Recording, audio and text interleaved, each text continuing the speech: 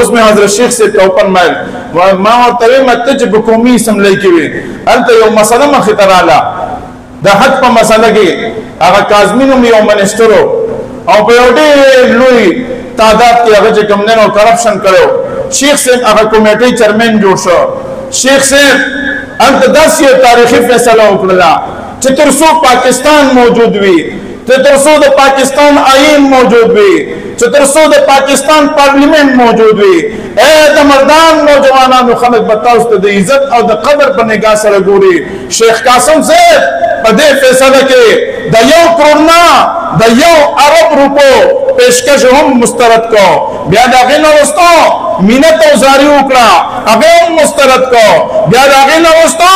دمکیانې ورکولې هغه هم مسترد کړې لیکن په حقیقت مبني او فیصلې ولیکله او ورکړله چې تر څو پاکستان موجود وي دا د حقانیت نه ډکه فیصله دا به موجود وي او د حضرت شیخ صاحب په وجه به ستاسو دا شملم بلند دی انشاءالله العظیم د جمعیت علماء اسلام آواز چې کوم دی نو صوت کمزوری کولی نشي الجهاد مازن الى یوم القیامه